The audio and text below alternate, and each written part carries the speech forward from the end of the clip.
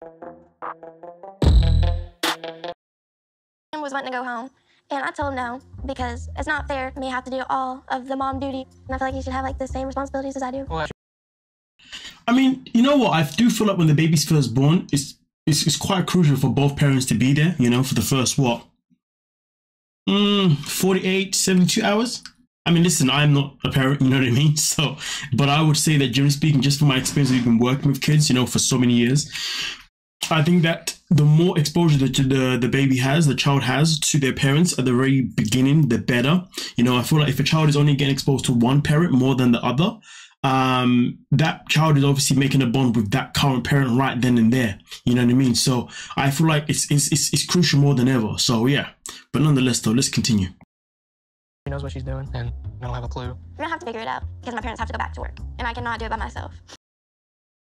I generally believe that Graham is expecting Katie to do all of this, to be honest with you. But then at the same time, I also believe that Katie is expecting her mum to do all of this as well, all of the parenting. You know, because Graham's outlook on life, parenting, is very. It's odd to me, because he sees it as, because she's the woman and because she can breastfeed, she knows more than me. She can do more than me. Like, bro, that's not. Surreal seeing my 16-year-old daughter breastfeeding when this is a time in her life that I should be taking her to cheerleading practice or going and buying dresses for homecoming. Or the moment the mom said that is the moment I was like, yeah, this mom feels like she feels as if she's really, you know, she feels as if she's failed in life, you know, like she's like, damn, this was not a part of the plan, you know, you was meant to be doing all these things at this age. This wasn't a part of it. It's you know what? It's like the mum is taking, like, she's trying to take accountability without taking accountability. Do you see what I'm saying? It's a madness though, but nobody wants to be, you know, be a grandparent when their child is only 16. Do you know what I'm saying? Or when the child is still living at home as well, if that matter too. When your child hasn't even got a job yet, hasn't even finished school yet, oh, it's a calamity. Feeling kind of useless because, I mean, I couldn't really do nothing. Because if I tried to do something, Kaylee would just tell me to just go sit back down and let her mom do it or something like that. And that's why I speak with the mum. I know Katie's going to be expecting the mum to do a whole lot, and the mum will do a whole lot, but the mum has spoiled her. And that's the grand scheme. Even though the mum says she's going to let Katie kind of do most of it on her own, I don't believe that one bit. She's not going to want to see her daughter struggle. And she's going to look at it and be like, you know what, this is my fault anyway. If I'd raised you better, then you wouldn't have got pregnant at this age. So yeah, this is my burden as well. That's how I think the mum's going to see it, personally. So it was just, I just sat there and... Definitely different than I expected it right now, because I guess I was expecting like sunshine and rainbows, but it's actually like, not that. Welcome to the world of being a parent, you know what I mean? You know, it's not the same as buying a little baby doll, you know what I mean? This road freaking sucks. You need to get his diaper bag ready. Okay, Expecting like sunshine and rainbows, but it's actually like, not that. It would be a lot better if Graham would step up and help out more. I mean, listen, I will say this though. I've noticed that Katie's mum does a lot of complaining about Graham's attitude and also Graham's mother. And the more I listen to the mum speak, the more that Katie makes sense. The reason why Katie is always complaining and moaning about something is because her mum's always doing it too. Literally, she is her mother's child. Now, at the same time, does this mean that the moaning and complaining is not granted? I would say for some parts, 100%, because there is more that Graham could be doing. You know what I mean? There definitely could be, you know? But I just feel like she needs to learn to pick her battles wisely. Don't just complain about everything. Pick them wisely. Because, you know, right now it's just like, it just feels like the mom and daughter just have this little thing where they just love to whine all the time, you know? But anyway, with that being said though, let's move on to the next couple. I have people will come and pay to, you know, see me and hang out with me for a little bit, and that's basically how I... Social media influencer, I mean, I don't have a clear understanding of that. I'm not in that field, so I don't know what's going on with it. But like... If I want to be famous, I need to look good, because a freaking rapper I don't even know could see me and be like, oh yeah, I want you to be in my music video. Really? Yeah, they do. They be horse in videos. No, they don't. Not every single music video has naked girls doing all that extra stuff.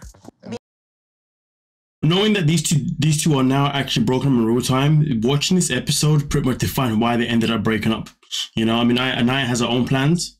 Day has his own plans. He wants to go and serve. She wants to be an Instagram person, should I say, you know, and she wants to be noticed by somebody, which I would say that the path that she's leading down is not a good path, you know, because boy, the manipulation that she could go under, it won't be kind, it won't be nice. And also on top of that, how desperate is she to become famous? Do you see what I'm saying? That's always the killer question. Famous it will. It's possible to be a famous bum. It's very possible. Well, I wouldn't be a famous bum, so. me and not Day-Day, most of the responsibilities do end up falling on me. But if I'm gonna make it to this party on time, then I need to start getting ready now. But I can't. So the little bit there that you missed out is that she says that because obviously Day-Day does not live with her at her mum's place, it means that she's a parent more than Day-Day is, which obviously we knew was going to happen anyway. Like, talk about state obvious. But nonetheless, though, she wants to go to this party, but she needs someone to babysit their child. So therefore, she's obviously going to speak to Day-Day. Hello. What's good? I need you to come and help me. You going? That party that I've been posting on my story that I've been promoting, I'm going to that. No, you're not. What you mean I'm not? The way he was like, no, you're not, with his chest.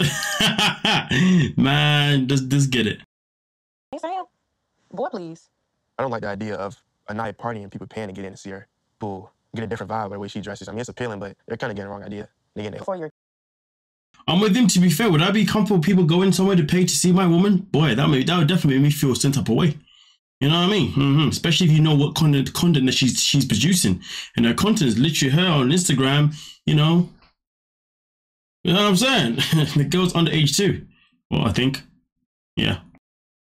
kid. That's what we doing? Okay, bye. You're not about to irritate me. I don't need no help. I can do this by myself. What time are you coming home? Well, it ends at 1 o'clock, but it's also an after party. Oh my! You just stand around and hold your phone up and be like, yeah, no, just listen to music. No, it's a lot more than that. What is it? But in some ways, I can be jealous. Like, I wonder about Naya's intentions. It's just the point. Like, why are you going out?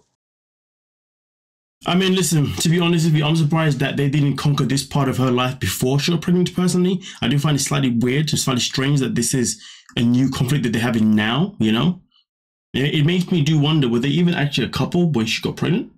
And also on top of that, like, if she's out here on Instagram and whatnot, showing herself off in sexual ways, and now all of a sudden she's already pregnant at this age, I can tell you this now, as a man, if I'm looking at her profile, and I'm like, okay, girl was all about the gram and showing off her cleavage, blah, blah, blah, blah. Oh, wait, what? She's got a kid? She's only like, what, 16, 18? Oh, damn, girl must like to open her legs up. I'm just giving the perspective of how men can look at it, do you see what I'm saying? So her giving birth and then already wanting to be out with these clubs and whatnot, from the outside, as a man, we're looking at it thinking, yeah, she's not wifey material. Why is girl so active so soon? Because there's a lot of women out here, when they get pregnant and they give birth, they will spend years at home with their kids, raising them first before they even go to another nightclub or an event or whatever. This is what I'm saying, okay? Some may even spend a few months, maybe 6 months to a year, whatever. But boy, all I'm saying is that these are some of the things that men can judge you on. Whether we are right or wrong, who cares? The judgment is still there. You see what I'm saying? But the judgment is there because we know that there are women out there that when they give birth, you won't see them posting nothing, You see them literally gone oblivious and they reappear out of nowhere. And those are the women that, generally speaking, are like, hey, I can respect her. You know what I'm saying? She can still be wife material. You know what I'm saying? I'm just saying, for those people that think that men don't want to go for women who have got kids, I'm just saying there is ones that are massive exceptions, and it's the way they carry themselves. And Naya isn't carrying herself in the way that is proper. But then again, she's very, very young. So what do you expect from somebody who's a very young girl? A girl, she got a kid, right? You're gonna purposely try to be in her life and play stepdad. Together. Like, we're together, but I don't know if we're together. Like, we're seeing eye to eye. I don't know. It just kind of makes me have, like, doubts because even though the fact that she's talking about, I don't know if we're together, because we're not seeing eye to eye is wild to me. So, like, it's easy for her just to walk out of the relationship if things aren't really going the way she needs them to go. That is wild. I have the ring. I'm gonna do what's best for Anais. So if waiting for Day-Day is what's best for Anais, then I can do that. But if me and Day-Day aren't, like, seeing eye to eye while he's gone, then no. So basically, while Day-Day's away, you know, doing his military stuff and whatnot, if them two aren't on the same page, she's gonna go out there and do whatever the hell she wants to do. Wow, promising, right? Absolutely promising. Now I wonder why he has trust issues, because he does say in the episode that he doesn't trust her. And to be honest, with an attitude like that, I wouldn't trust her neither. But nonetheless, though, let's move on to the next couple. And it's more of, this is how it is, this is going to be how it is, and there's no really, like, you don't get a say. Like, I thought it would have been not butterflies and rainbows, because, like, life is never that, but, like, I didn't think it would end up this way. It's kind of sad, though, because obviously Emily now, you know, she's fallen out with Nate's mum, purely because at her home with her dad, she has freedom to do whatever she wants. But in Nate's house, the freedom wasn't there. And because the freedom wasn't there, she decided to rebel. I mean, Emily, she's a challenging person. She's so, what's the word I'm looking for here that is sensible? she's a spoiled brat. Yeah, that's as sensible as I can get. But let's continue. Messes with me. I don't feel like a good dad because I'm not there. Because I'm like, that's my job. Like, Emily and Wesley in a month and a half, and that sucks. It hurts. She'd walk right past us and not make eye contact, not look up, not even a blink. And it's like, I can't. Talk to me. I would. Imagine that she hasn't been back in a month and a half. So, you know, obviously Nate's mom hasn't even seen her grandchild. Imagine that, you know, in a month and a half. That's not acceptable. But also on top of that, when she was living underneath their roof, her mood would be that bad that she wouldn't even talk to no one, wouldn't even look at anyone. The entitlement of her is surreal. But who's to blame? I would say her dad is probably to blame. Obviously, it's the way he's obviously raised her. You know, I know obviously he's obviously had a hard job to obviously raise her and obviously her other siblings all by himself. But at the same time, though, as a man, installing respect into your child, that's what we're supposed to do. The fact that he can't do that is not good. There's no excuses. Even though it's her behavior, her dad should have raised her better. Go up there at night and she straight acted like I wasn't breathing the same air as her. So I can't force and I won't force her. We talk to her, but at the same time, I will admit that I didn't always follow through with that because she's intimidating. Wesley and I took up more of Nate's attention than she thought it would. I think she just struggled trying to let go of him a little bit. Listen, last episode and the episode before, it was very clear that Nate was doing a lot when it comes to raising this baby. He was doing too much. So I don't think it's the case of where, you know, the mum's holding resentment because she's seen less of her son. I think it's a case of where the mum is witnessing the fact that you are making her son do most of the stuff when it comes to the parenting, whilst you lay there and do whatever. Because we know that she's very bossy, very demanding. And I think, to be honest with you, that is something that has been a clash. And Emily hasn't liked it. She doesn't like the fact that she just can't boss Nate around when his mum's around. Because his mum has obviously had a voice at some point, and she hasn't liked him. It's like I said, she has lived a life of freedom too much. So when it comes to constructing by other people, she doesn't like it. He needs to listen to his mommy. And I'm like, okay, 17, but he still has a kid. He can't pull up his big boy panties and then mature a little bit faster. That would be the reason we broke up. I mean, it's funny for her to think that if they broke up, it would be because of him. Where's the accountability?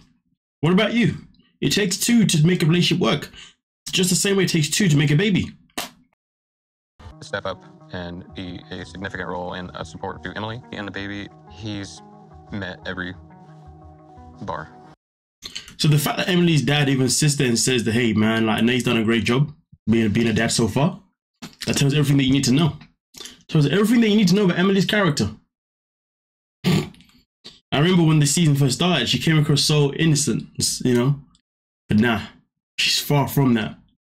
If I was Nate, I'd be running now. But the problem is though, she gives me vibes of the kind of person that would use their child against them. She gives me those vibes.